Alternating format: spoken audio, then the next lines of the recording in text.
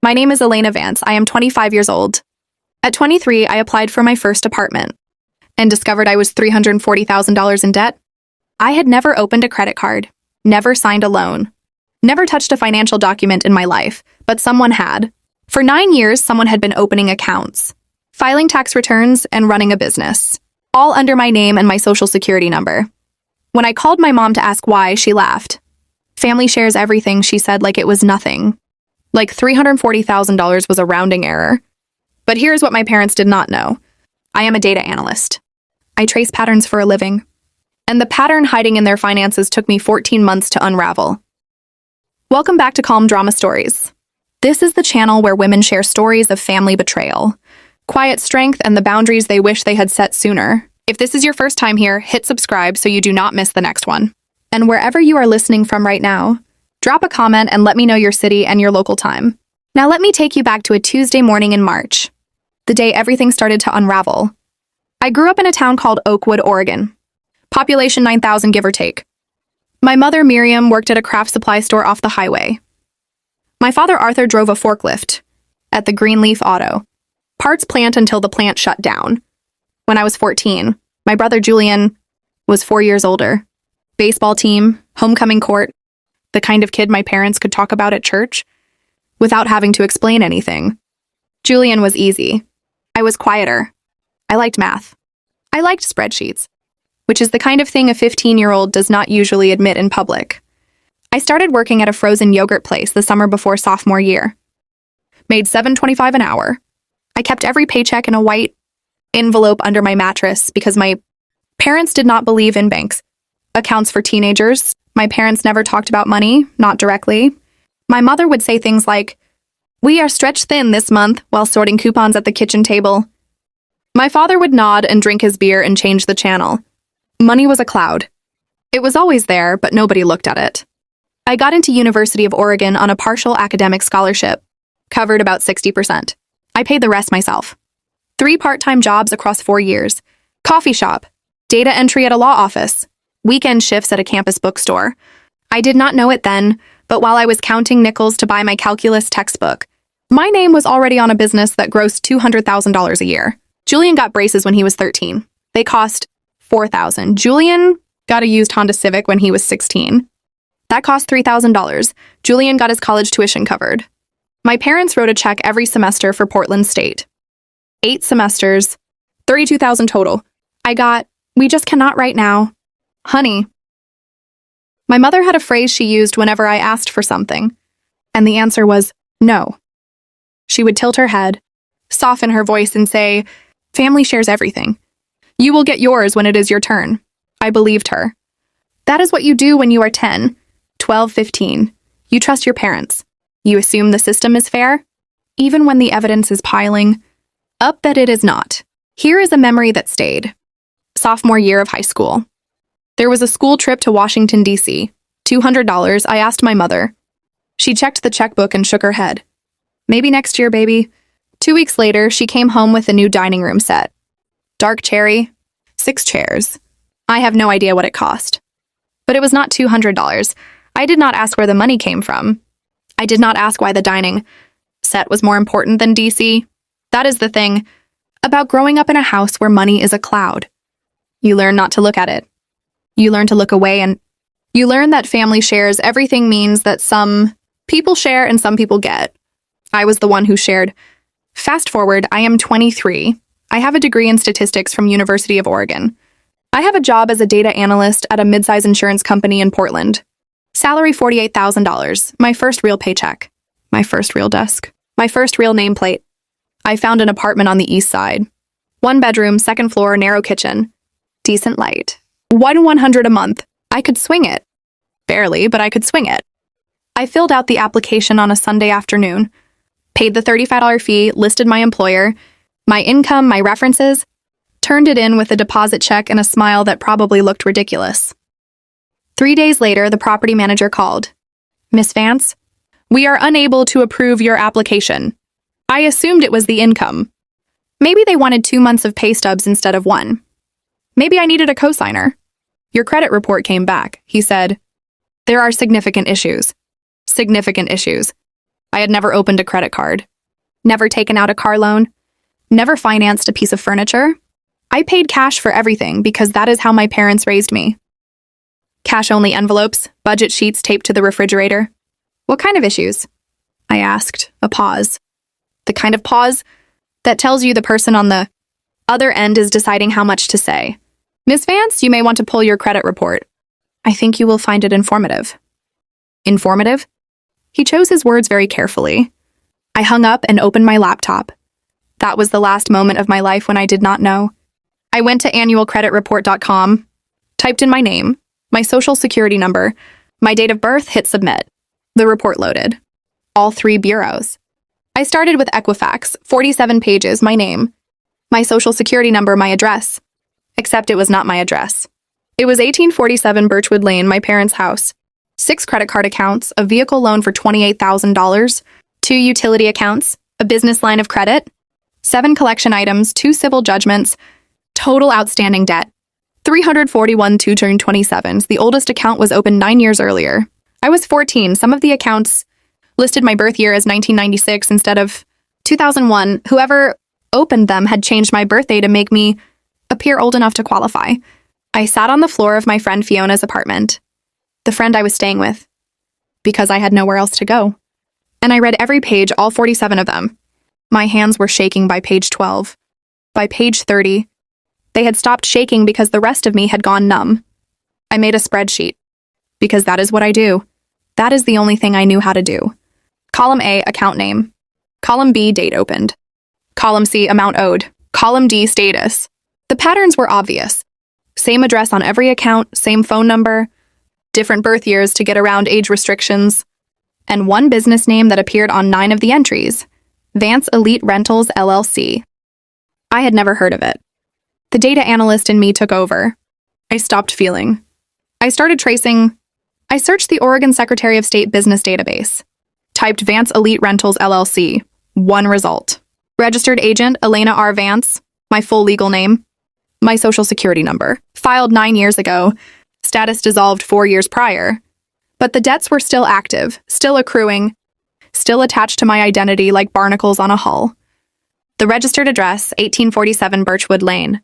The business type, party and event equipment rentals.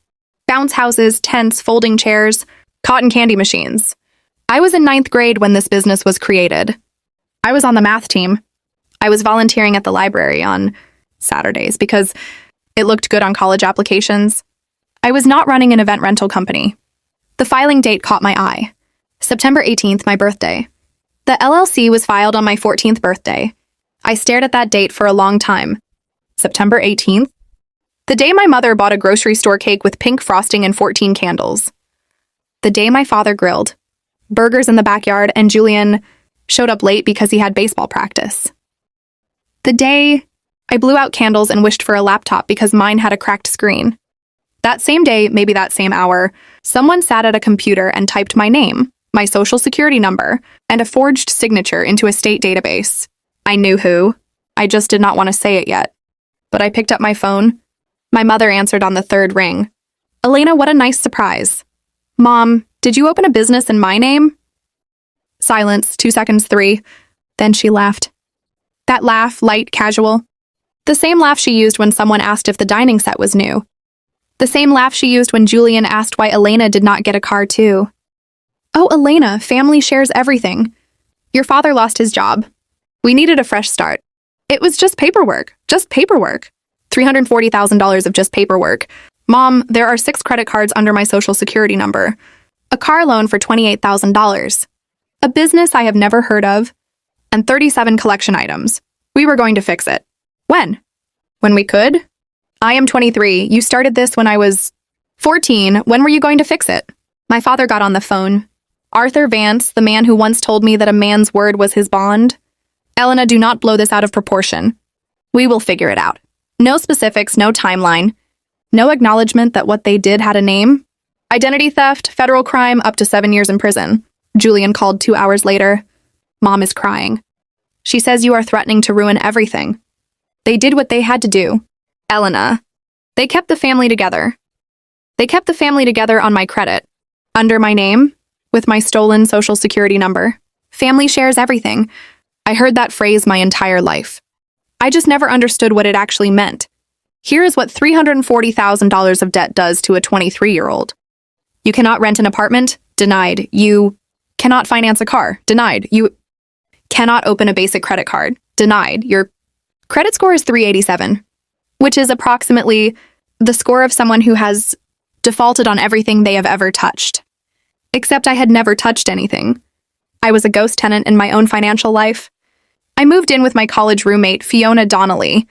She had a one-bedroom apartment in Clintonville with a couch that pulled out into something that resembled a bed if you were generous. I slept on an air mattress next to her bookshelf and woke up every morning to the sound of collection agency calls. 6, 7, sometimes 8 calls a day, all before 9 in the morning, all automated. Miss Vance, you have an outstanding balance of $4,712. This is an attempt to collect a debt. I started answering every single one. I was 14 when that account was opened. I am disputing it. They did not care. They wanted a payment plan. They wanted a credit card number. They wanted anything. Fiona came home one evening and found me, sitting on the kitchen floor, with the credit report spread around me like a paper fortress. 47 pages arranged by date, oldest to newest. Elena, this is not normal. You need to talk to someone. A lawyer. Something. She was right. But I did not want to talk to a lawyer because I already knew what a lawyer was going to tell me. I was going to have to name my parents. Valerie Cross was a consumer rights attorney with the county legal aid office. She had gray hair cut short and reading glasses on a chain around her neck and a desk, covered in files from other people whose lives had been rearranged by fraud. I sat across from her and handed her the 47 pages. She read for 9 minutes. I counted. Then she took off her glasses and set them on the desk. This is one of the worst cases of child identity theft I have seen in 15 years, I nodded. I had been hoping she would say it was fixable. Simple. A few phone calls. To clear debt of this magnitude, you need 3 things. An FTC identity theft affidavit, credit bureau disputes filed with all 3 agencies, and a police report. A police report? Yes. Naming the person or persons who committed the fraud. You mean my parents?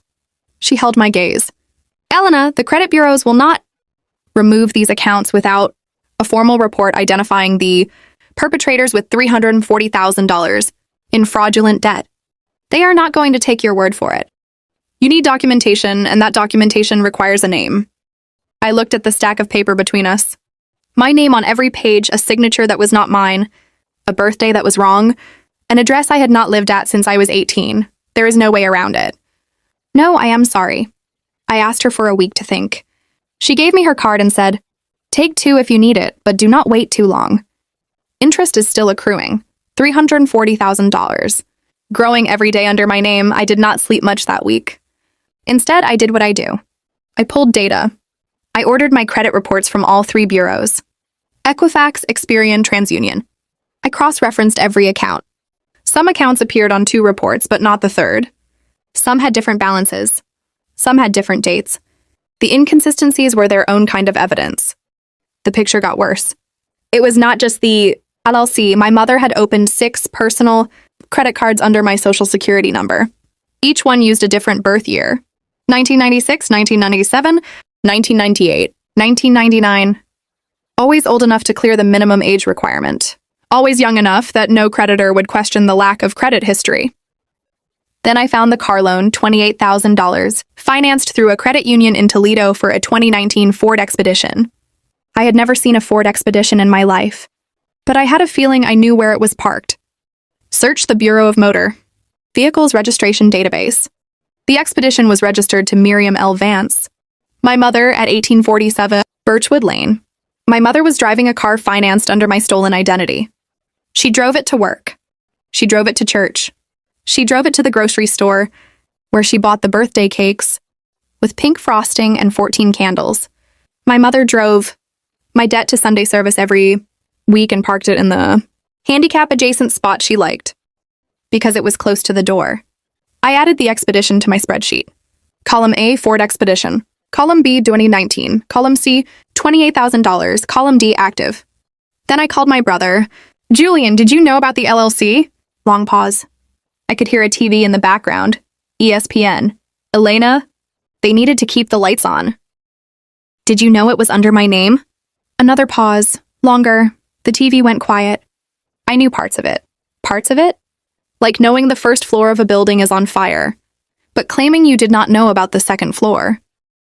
Which parts, Julian? I knew Mom used your name for the business. She told me it was because her credit was too messed up after Dad lost his job. She said you would never need credit because you paid cash for everything. I paid cash because you and Mom and Dad took everything else. That is not fair. What is not fair is that I have $340,000 in debt I did not know about. Then he said the thing that redrew the entire picture. Look, Elena, Mom and Dad were barely making it. The business was the only thing keeping us afloat. And yeah, they used some of the money from my tuition, but that is family. His tuition, $32,000 to Portland State, paid with revenue from Vance Elite Rentals LLC, a business registered under my name, funded by credit taken in my name, generating income reported on tax returns filed with my social security number. My brother went to college on my identity, and I went on a scholarship and 3 part-time jobs because my parents told me they could not afford to help. Family shares everything, right, Julian? He hung up. Attorney Cross suggested I check my IRS records.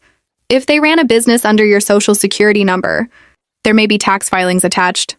Requested my tax transcripts? From the IRS, it took 3 weeks. When they arrived, I opened the envelope at Fiona's kitchen table and read them standing up because I could not sit down. Tax returns had been filed under my social security number for 7 years. Starting when I was 16, the filings listed me as a sole proprietor of Vance Elite Rentals LLC. They reported business income, deductions, expenses, profit.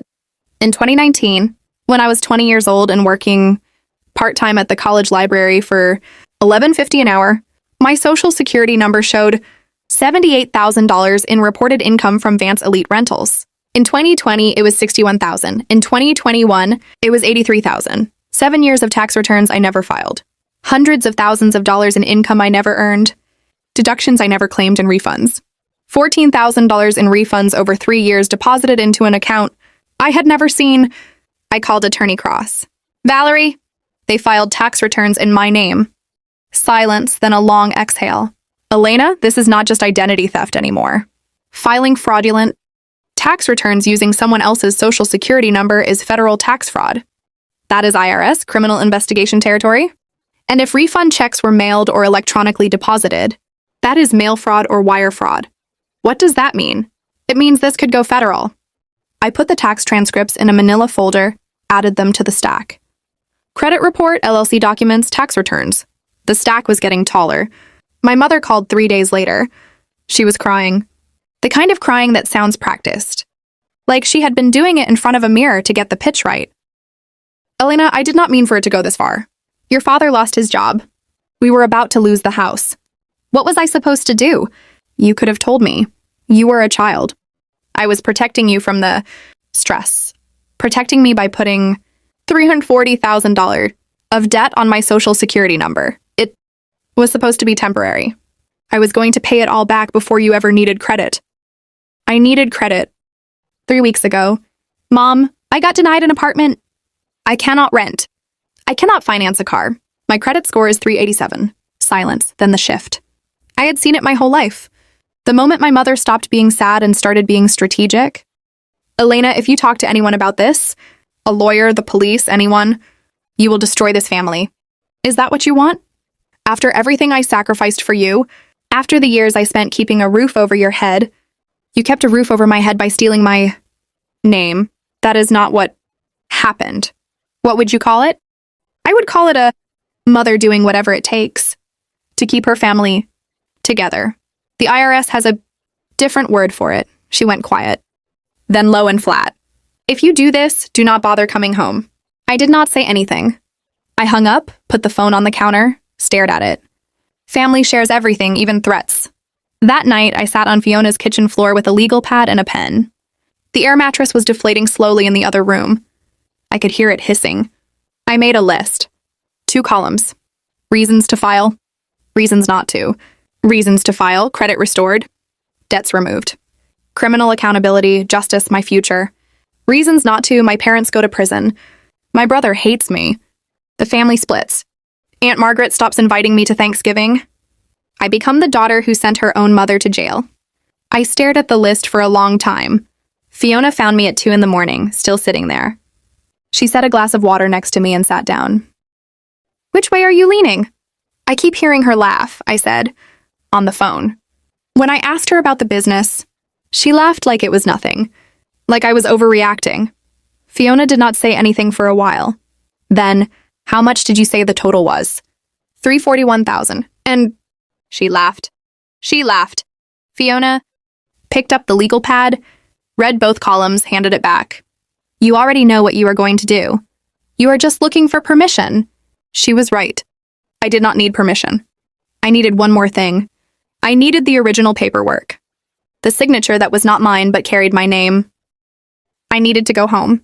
I drove to Oakwood on a Saturday. Told my parents the house was quiet. My father had gone to the hardware store, and my mother was out running errands in the Ford Expedition, the one paid for with my credit. I knew exactly where to look. In our house, all the important documents were kept in a metal filing cabinet in the basement, right behind the old furnace. I headed downstairs. The air was cool and smelled of damp earth and old cardboard. I opened the bottom drawer of the cabinet. My hands were steady now. The data analyst in me had completely taken over. I filtered through the folders. Tax returns 2015. House insurance auto repair. And there it was, a thick manila folder labeled simply, Business. I pulled it out and laid it on top of the washer. Inside were the original registration documents for Vance. Elite Rentals LLC. I flipped to the signature page. There it was. My full legal name written in a loopy, hurried cursive. It wasn't even an attempt to mimic my handwriting. It was my mother's signature, plain as day, just signing my name instead of her own. Next to it was a copy of my Social Security card, the one she told me she had lost when I was a teenager. I took out my phone and scanned every single page using a document app, uploading them directly to a secure cloud drive. I also found the credit card applications, the ones where they had checked the box confirming the applicant was over 18 by changing my birth year. I scanned those too. Just as I was sliding the folder back into the drawer, I heard the heavy thud of the front door upstairs. "Elena, you down there, baby?" My mother's voice echoed down the stairs. "Yeah, Mom. Just looking for some old photo albums," I called back, my voice remarkably calm. I locked the cabinet, took a deep breath, and walked up the steps. That evening, dinner was suffocating. My mother talked about the church fundraiser, and my father muttered about the cost of spark plugs. They looked so completely ordinary, like a regular middle-class couple in a small Oregon town. You would never look at them and think federal fraudsters. You would never think they had systematically dismantled their daughter's financial future before she even had a chance to build one. I left early Sunday morning, telling them I had a heavy workload at the insurance company. I didn't hug them goodbye. On Monday morning, I didn't go to work. Instead, I drove straight to the Franklin County Legal Aid office. Valerie Cross was waiting for me. I laid my laptop on her desk and opened the cloud folder.